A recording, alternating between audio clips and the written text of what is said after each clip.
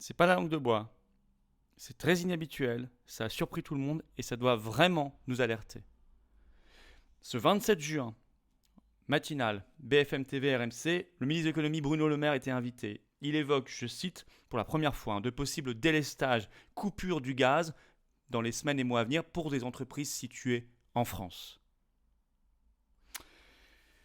En Allemagne, qui pourrait préfigurer notre suite, c'est encore pire parce qu'ils sont encore plus dépendants du gaz russe que nous, mais eux c'est très concret. Le 23 juin, l'Allemagne a activé le niveau 2 sur 3 de son plan d'urgence sur l'approvisionnement en gaz. Le ministre de l'économie allemand Robert Habeck a évoqué, je cite, des choix très difficiles à faire pour les ménages. Il a dit ça le 24 juin. Il ajoute, dans une interview à Der Spiegel, hebdomadaire allemand, il ajoute « Il faudrait fermer certains secteurs industriels. Pour certains secteurs, ce serait catastrophique. Nous ne parlons pas de 2 jours ou de 2 semaines, mais d'une longue période. Nous parlons ici de personnes mises au chômage, de régions qui pourraient perdre des complexes industriels entiers. » Il ajoute « Nous courons à la pénurie de gaz. » Résultat, selon une dépêche de l'agence France-Presse du 24 juin, l'Allemagne va temporairement augmenter le recours au charbon. Je cite, selon les scénarios de l'Agence fédérale des réseaux, la pénurie de gaz interviendrait dès mi-décembre. Pareil, là, charbon, bon, la France imite tout cela quelques jours plus tard, comme d'habitude, mais vous voyez qu'on est sur le même chemin en réalité. Notamment parce que la moitié de nos centrales nucléaires sont fermées en ce moment pour cause de maintenance, parce qu'il n'y a pas eu assez d'investissement ces dernières années. Donc là, il n'y a plus de question d'écologie, on vous dit le charbon. Et de la même manière, on apprend par Challenge le 20 juin, je cite, les Pays-Bas aussi relancent les centrales à charbon, faute de gaz russe, c'est le titre de l'article.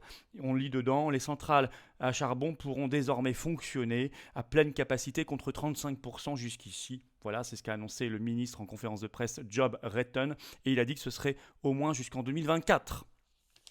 Bon. À tel point, et là vous allez, on va tous bien ouvrir nos oreilles et écouter parce que c'est très important, à tel point qu'un spécialiste de l'énergie alerte. C'est l'interview de Damien Ernst dans Trends Tendance le 23 juin, repris notamment par des journaux belges comme Le Vif. Bon. Il est professeur d'université, il est spécialiste en énergie. Le titre de cette interview. Il faut que la population comprenne la gravité de la situation. À l'intérieur, je cite, « On est dans la pire tournure que les événements pouvaient prendre. Conséquence. D'abord, des prix de l'énergie très élevés. » Je vous cite un extrait de cette interview.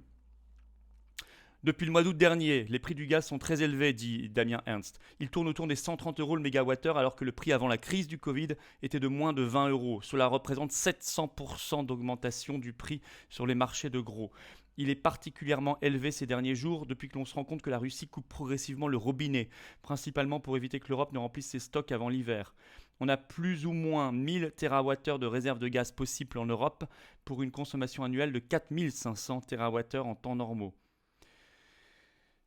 À cause de cela, l'hiver prochain, les prix devraient rester très élevés, écrit-il toujours, au-dessus des 130 € le mégawattheure. C'est en tout cas ce qui a été anticipé par les traders en cas de coupure du gaz russe. 2, il dit les stocks ne seront pas suffisants. Je le cite, et je le cite toujours, cela se présente très mal pour l'hiver prochain. Voire, dit-il, il y aura des, je cite, plans de rationnement. Il ajoute, cela n'est encore jamais arrivé dans l'histoire de l'Europe, mais des plans de rationnement sont prêts. Il ajoute, je suis de plus en plus pessimiste. Alors là, désolé, on va voir ensuite ce qu'on peut faire, mais d'abord, je vous dis ce qu'il dit, parce qu'il faut le savoir, il faut l'entendre. Je vous le cite. Pour paraphraser le discours de Churchill durant la Seconde Guerre mondiale, je ne vois que du sang, du labeur, des larmes et de la sueur. Alors le journaliste lui dit, quel message plus positif peut-on donner à la population ? Et il répond, je ne vois pas comment donner un message positif. Bon, c'est clair. Au niveau énergétique, on est dans une situation largement plus difficile que dans les années 70. Il y a une certaine insouciance qui règne pour le moment dans la population. Les gens ne se rendent pas compte de ce qui va vraiment se passer dans quelques mois. Fin de citation. Alors, quand on sait tout ça, et tendez bien l'oreille dans l'actualité, et sinon venez sur cette chaîne, je vous dirai ce que vous n'entendez pas bien dans les grands médias, parce qu'ils vous le disent peu ou pas.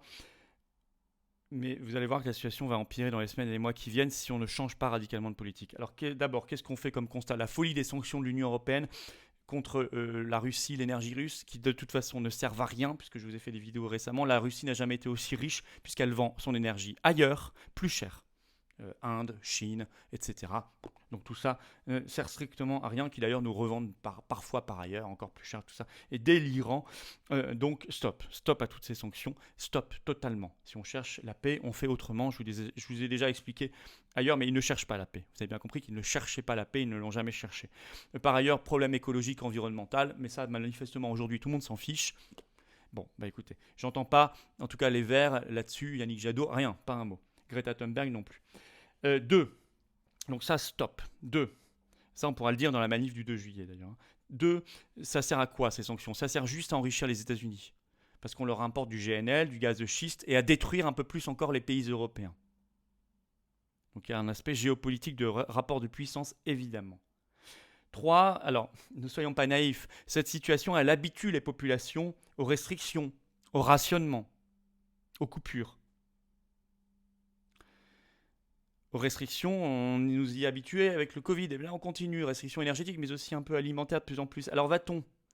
Veulent-ils aller vers un pass énergétique, comme il y a le pass sanitaire, ou un pass climatique? Tout est possible. Ces idées ont déjà été évoquées par les mondialistes. Et vous voyez bien que là, ils ont un prétexte magnifique pour tenter de l'imposer.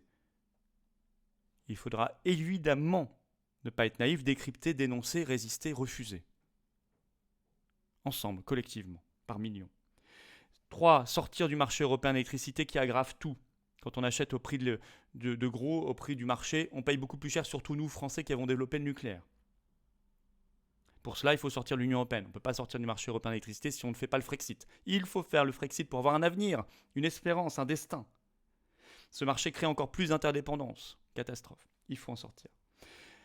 Miser sur une stratégie nationale, et on peut parfaitement s'en sortir. On est parfaitement capable d'avoir l'énergie qu'il faut, et plus propre d'ailleurs pour l'environnement.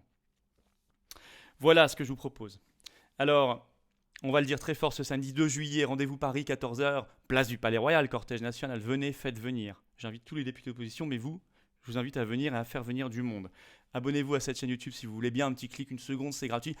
Merci infiniment à ceux qui se sont abonnés, merci à ceux qui vont s'abonner maintenant, vous donnez de la force, de la puissance à ces vidéos, c'est très important, on file vers les 400 000 abonnés. Venez aux Patriotes, vous êtes d'accord avec ce constat, vous voulez réinformer, vous voulez réveiller, vous voulez vous battre, vous voulez ne pas baisser les bras, vous voulez le faire ensemble, dans une belle ambiance, dans une belle dynamique, eh bien, patriotique et humaine, c'est ça, c'est tout ça la carte orange. Le lien pour adhérer ou reprendre votre adhésion annuelle aux Patriotes, elle est sous la vidéo en description, elle est également dans le premier commentaire épinglé et dans quelques secondes en cliquant directement sur un lien sur l'écran. Sous la vidéo en description, également un autre lien pour faire un don de soutien aux Patriotes. Vous le savez, on doit éponger les législatives qui ont coûté si cher, on doit financer le 2 juillet et tout le reste, ça coûte cher, ça coûte très cher et les dons, les adhésions, les réadhésions sont pour vous aux 2 tiers défiscalisés.